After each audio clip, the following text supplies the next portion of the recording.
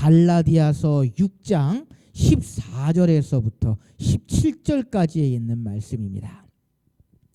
갈라디아서 6장 14절에서부터 17절까지에 있는 말씀을 제가 봉독해 드립니다.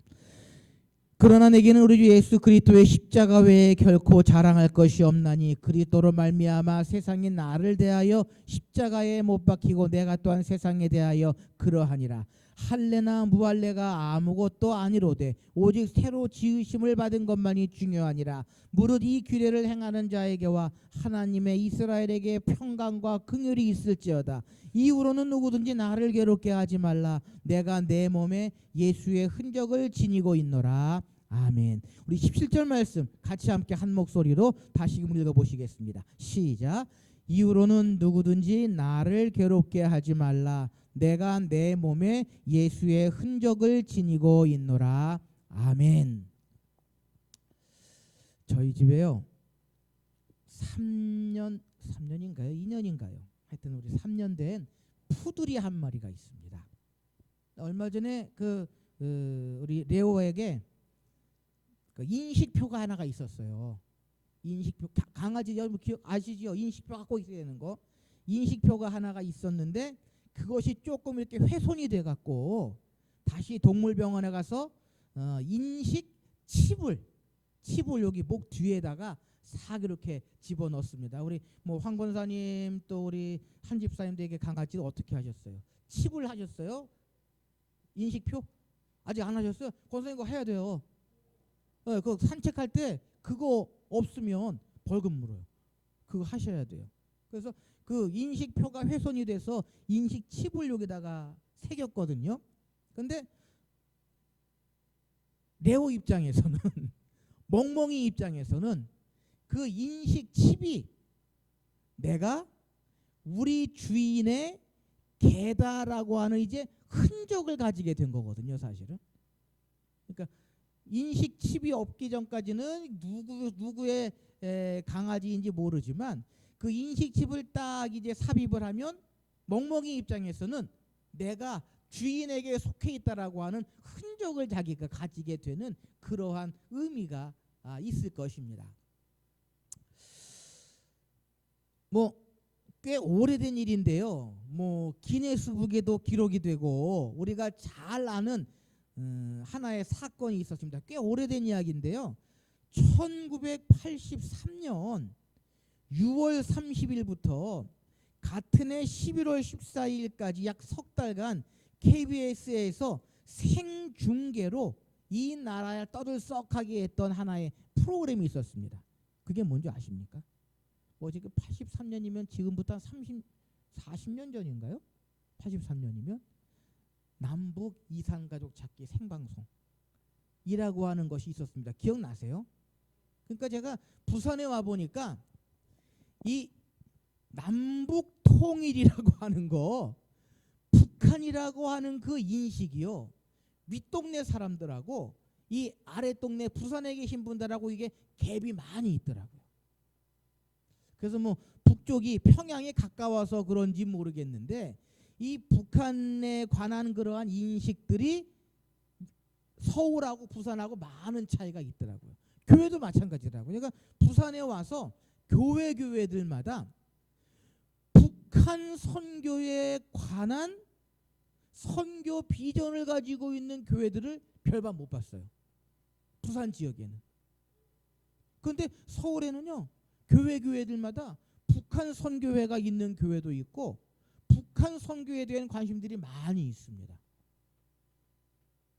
그래서 이게 지역적으로 그 북한에 대한 그러한 생각들이 많은 차이가 있고 북한 선교도 많은 그러한 차이가 있는 것 같습니다. 그래서 저희 선친도 사실은 6.25 1.4후 때 월남을 하셨거든요. 그러니까 형님하고 딱 두 분이 1.4후 때 남한에 내려오셔서 일주일이면 내가 다시 이북 평양으로 가겠다라고 하셨는데 못 가시고는 일생을 사셨습니다. 그래서 그러한 이북에 대한 북한에 관한 북한 선교에 대한 생각이 많이 있는데요. 이 남북 이산가족 찾기 생방송에 가만히 보면은요, 여러분 6.25가 1950년에 났거든요. 종전이 된 게 1953년인데 1983년이면은 몇 년 됐습니까? 한 30년 됐나요? 1950년 83년 하면 30년 됐죠. 30년이 지난 그 가족들을 찾았습니다. 뭘로 찾았습니까? 어떤 분을 보니까 어깨에 내가 불에 화상 흔적이 있다든지 어디에 뭐 반점이 있다든지 그러한 흔적들을 서로 이야기하면서 화상의 흔적이나 뭐 점이나 흉터나 그러한 흔적들을 서로 이야기하면서 우리 오빠가 맞습니다. 내 동생이 맞습니다. 라고 하면서 오랫동안 30년 동안 헤어졌던 그러한 가족들을 찾는 그러한 또 TV 프로그램도 있었거든요. 어쨌든 이 흔적이라고 하는 것 우리가 일생을 살아가면서 간직하고 살아갈 수밖에 없는 그러한 일입니다. 그래서 이러한 이야기가 있죠. 사자성어 중에 호사유피 인사유명. 무슨 얘기입니까? 호사유피. 호랑이는 죽어서 가죽을 남기고 인사유명. 사람은 죽어서 이름을 남긴다라고 하는 것. 그런데 이 이야기는요. 우리 그리스도인들에게도 적용시킬 수 있을 것 같습니다. 우리 그리스도인들에게는 무슨 흔적이 있어야 합니까? 무슨 흔적이 있어야 합니까? 오늘 말씀의 제목처럼 예수의 흔적이 있어야 한다라는 것입니다. 예수의 흔적이 있어야 한다. 그래서 사도 바울은요. 갈라디아 교회 성도들에게 17절 말씀에 이렇게 이야기합니다. 이후로는 누구든지 나를 괴롭게 하지 말라. 내가 내 몸에 누구의 흔적을 지니고 있노라?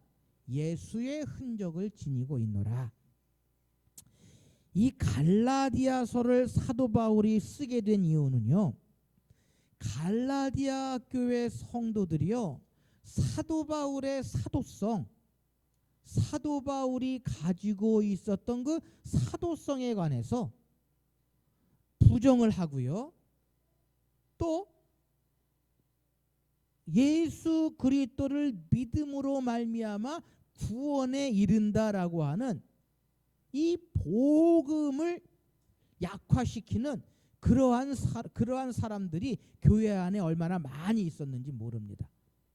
그래서 이 사도 바울의 사도성을 부인하는 갈라디아 교회 성도들에게 사도 바울이 내가 사도가 된 예수 그리스도의 부름을 받은 그 모습을 쭉 설명하면서 내 속에 예수의 흔적이 있으니까 더 이상 나를 괴롭히지 말라라고 단호하게 갈라디아 교회 성도들에게 권면하고 있는 것이 바로 이 갈라디아서가 가지고 있는 그러한 내용입니다. 사랑하는 성도 여러분, 우리가 사순절을 보내고 있습니다. 사순절 두 번째 주일이 오늘인데요. 사순절을 보내면서 우리가 기억해야 할 것이 또 하나가 있습니다. 우리 지난주에 사순절을 시작하면서 사순절은 사랑의 절기입니다라고 말씀을 드리면서요. 사순절은 예수 그리스도의 사랑을 깊이 묵상하는 그러한 절기입니다라고 하는 것을 말씀을 드렸습니다. 우리가 사순절에 기억해야 할 또 하나의 예수님의 모습은요. 우리의 삶 속에 예수님의 모습, 예수님의 흔적이 있어야 한다는 것입니다. 사순절에 우리 주님께서 보여주신 예수님의 흔적을 우리가 간직하고 있어야 한다라고 하는 것입니다. 여러분, 목사고 장로고 집사고 권사고 그 직분이 중요한 게 아니라 얼마나 우리가 새롭게 지음을 받았느냐, 얼마나 새로운 피조물로 거듭났느냐, 얼마만큼 예수님을 닮았느냐, 얼마만큼 주님의 흔적을 우리가 가지고 살아가면서 희생과 헌신과 충성을 하느냐라고 하는 것이 더욱더 중요하다라는 것입니다. 사랑하는 성도 여러분, 여러분들의 삶과 신앙 가운데에 믿음의 연륜, 신앙의 연륜이 더하면 더할수록 예수의 흔적이 더욱더 뚜렷하게 나타날 수 있기를 소원합니다. 신앙의 연륜, 내가 30년, 40년 믿음 생활, 신앙 생활, 교회 생활했다고 하는 것이 중요한 것이 아니라 내가 예수의 흔적을 가지고 있고 그 예수의 흔적이 얼마나 또렷이 나타나느냐라고 하는 것이 더욱더 중요하다라고 하는 것입니다.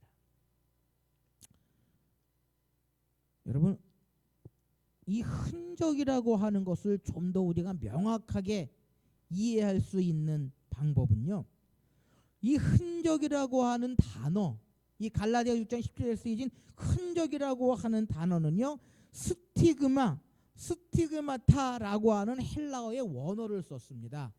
스티그마타. 네. 이 뜻은요, 당시 사도 바울이 했던 로마에는 노회 제도가 있었습니다. 집집마다 노회가 있었거든요.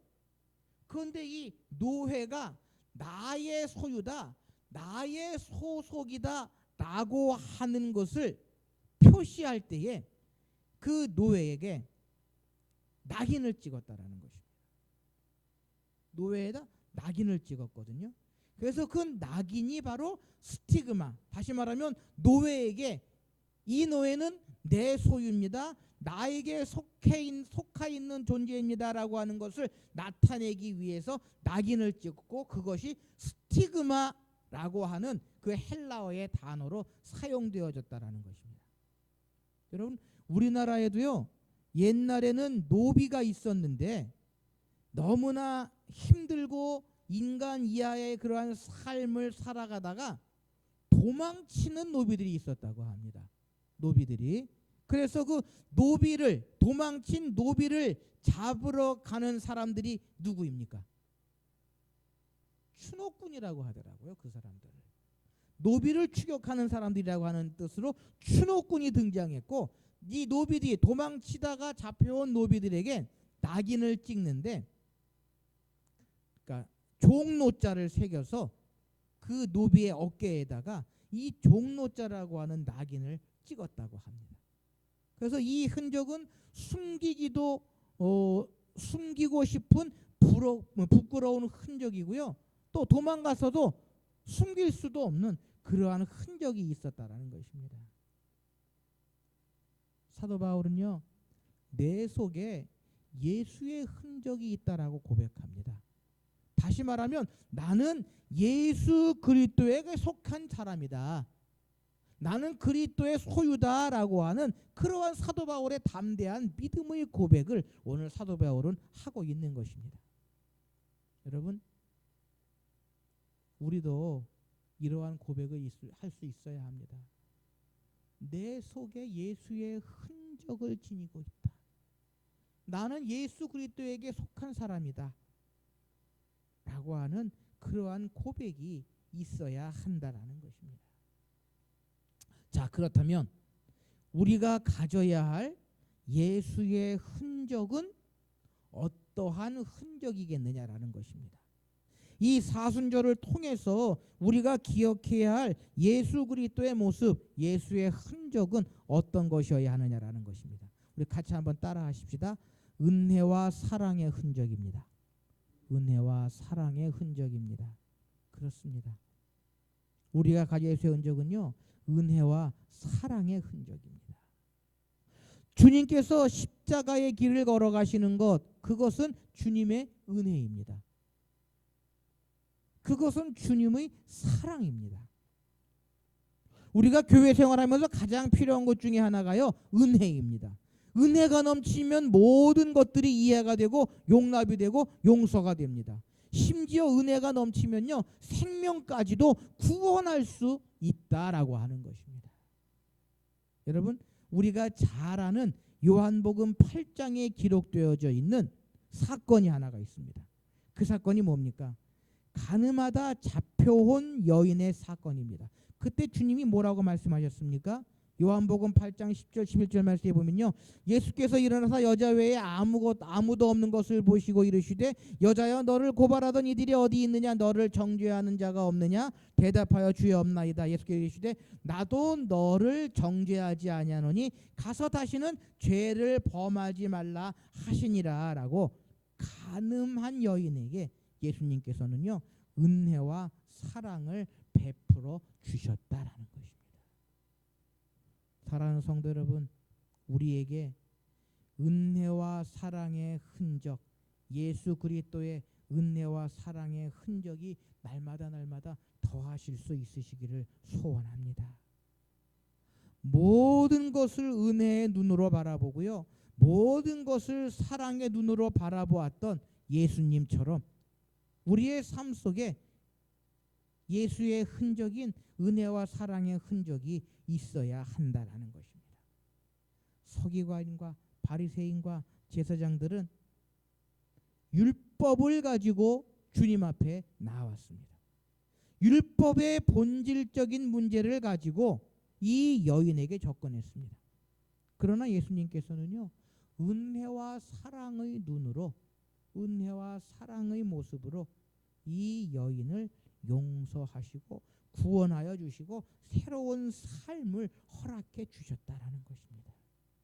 바로 이것이 예수님의 흔적입니다. 예수님은 사랑이시고요, 예수님은 모든 것을 은혜로 이루어 나가신 우리 주님이시다라는 것입니다. 우리에게는 예수의 흔적이 있어야 합니다. 하나님의 백성이요 예수 그리스도의 사람들이라면요 은혜와 사랑의 흔적이 있어야 한다라고 하는 것입니다. 여러분들의 삶 가운데에 이러한 흔적이 가득하시기를 소원합니다.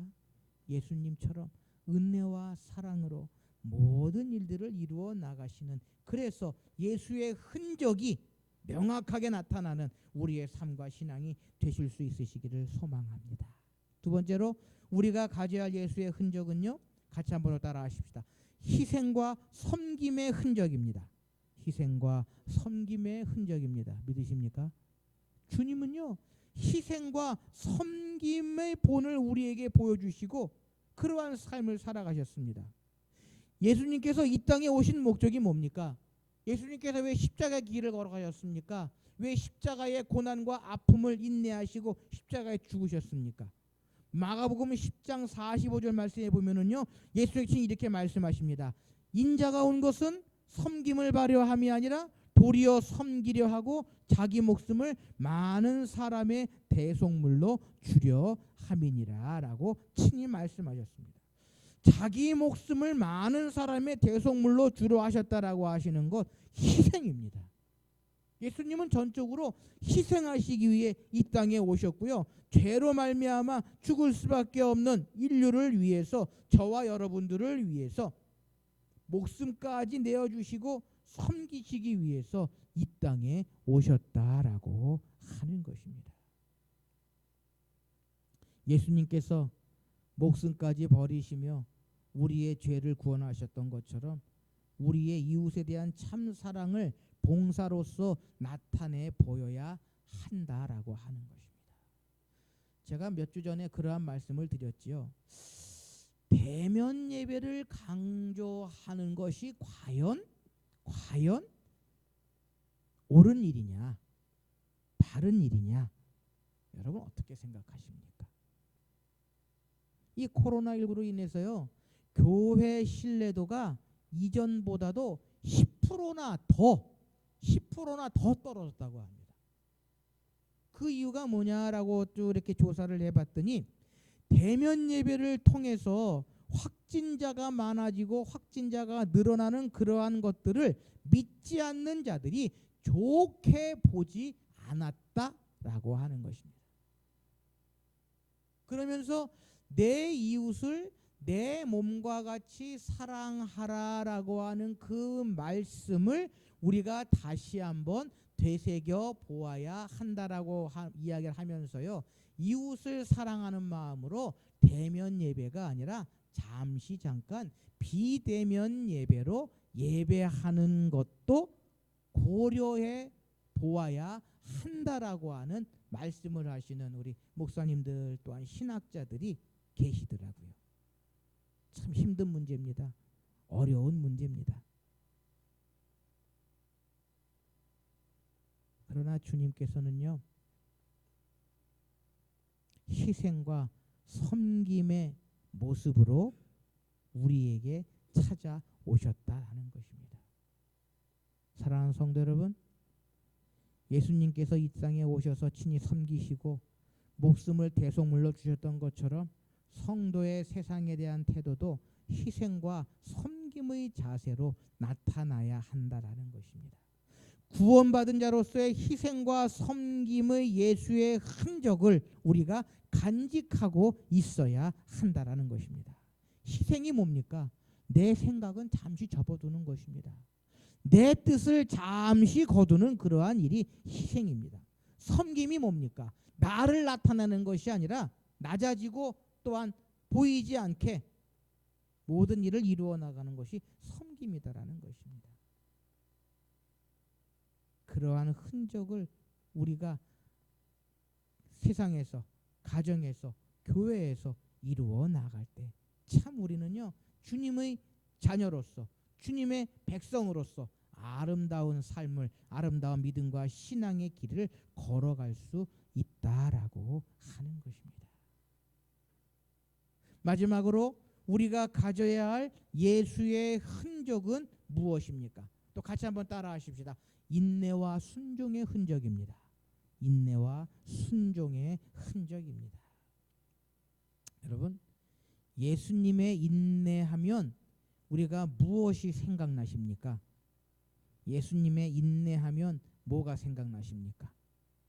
황 권사님하고 집사람하고 예배 전에 대화하는 걸 쭉 이렇게 들어보니까요, 여기 손톱 밑에 조그만 아픔, 찔려갖고 그게 아픔이 있는데 예수님의 그 십자가의 고난에 비할 수 있겠느냐라고 하는 말씀들을 하시던데요. 맞습니다. 여러분, 고난은 주님의 고난은요, 인내로 승화됐다는 것입니다. 주님의 고난은 순종으로 아름다운 빛을 발하게 되었다는 것입니다. 그러기에 이 사순절은요, 인내와 순종의 시간이기도 하다라는 것입니다. 주님의 십자가, 주님께서 나아가신 길, 그것은요, 인내와 순종의 시간이었다라고 하는 것입니다.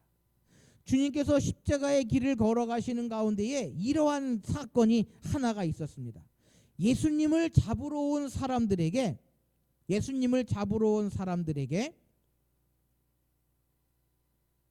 예수님의 제자 중에 하나가요, 칼을 뺏어서 대제사장의 종의 오른쪽 귀를 베어버리는 그러한 사건이 있습니다. 여러분, 누가복음 22장 50 하반부에 보면 50절 51절 말씀에 보면 이러한 사건이 하나가 있는데요.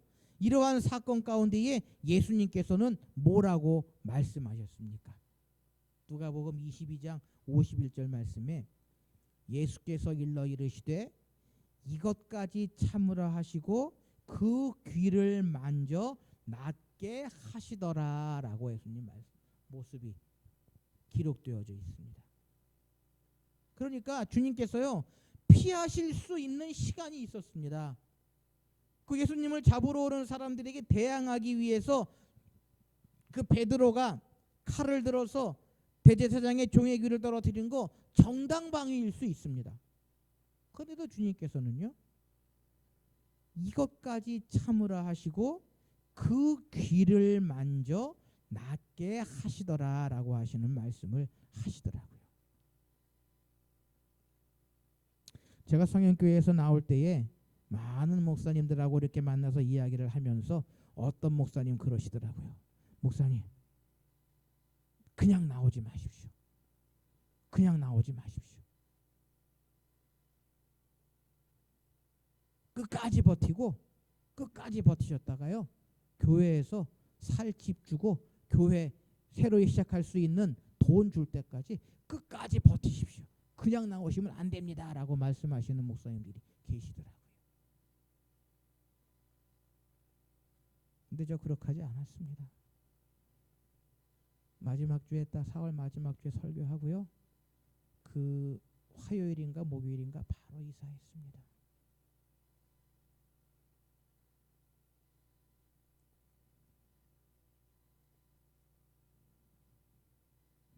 이것까지 참으라라고 하시는 그 주님의 말씀. 이것까지 참으라 하시는 그러한 말씀. 인내하고 순종하는 하나님의 뜻이라면 인내하고 순종하는 그러한 모습, 그것이 바로 우리 그리스도인들이 가지고 있어야 하는 그러한 모습이다 하는 것입니다. 주님의 십자가는요, 우리 주님은 십자가 앞에서 인내하셨습니다. 조롱과 멸시 가운데서도 인내하셨고요, 십자가에서 죽기까지 인내하셨습니다. 그리고 하나님의 뜻에, 하나님의 말씀에 순종하셨던 것입니다. 세상의 많은 사람들은 고난 가운데 인내하지 못합니다. 어려움 가운데에서도 순종하지 못합니다. 더 나아가 우리 그리스도인들도 그러할 때가 얼마나 많이 있는지 모릅니다. 나와 생각이 다르다고, 나와 뜻이 다르다고 비난하고 또한 포기하고 외면할 때가 얼마나 많이 있는지 모릅니다. 그러나 여러분, 우리 주님께서는요, 십자가에서 인내와 순종의 모습을 우리에게 보여주셨다라는 것입니다. 예수님께서는 하나밖에 없는 목숨을 아끼지 아니하시면서 인내와 순종함으로 감당하셔야 할 그 모든 사역을 이루어 나가셨던 것입니다. 이것이 우리 예수님의 흔적이었던 것입니다. 사순절을 지나면서 우리 가운데에 이러한 주님의 흔적, 예수님의 흔적이 날마다 날마다 더하실 수 있으시기를 소망합니다. 인내하며 순종하며 모든 일을 이루어 나가는 우리의 삶과 우리의 믿음, 우리의 신앙, 그리고 교회 생활이 될 수 있으시기를 바랍니다. 사랑하는 성도 여러분, 믿음의 길, 신앙의 길은 힘들고 어려운 길입니다. 이 험악한 세상 가운데 주님을 닮아간다는 것, 주님을 따라간다는 것, 주님의 흔적을 간직하고 살아간다고 하는 것, 얼마나 힘들고 어려운 일인지 모릅니다. 그러나 모든 것들을 은혜와 사랑으로, 희생과 섬김으로, 더 나아가 인내와 순종으로 나아갈 때에 우리에게도 반드시 부활의 아침, 부활의 영광이 있었던 것처럼 우리 하나님께서 형통의 길로, 흥왕의 길로 인도해 주실 줄 믿습니다. 바라기는 예수의 흔적을 날마다 지니시며 우리 주님을 닮아가시는 아름다운 믿음과 신앙의 주인공들, 더 나아가 예수님을 닮은 하나님의 자녀로서의 아름다운 길을 걸어가시는 이 사순절 기간이 되실 수 있으시기를 바랍니다. 한번 기도하십시다.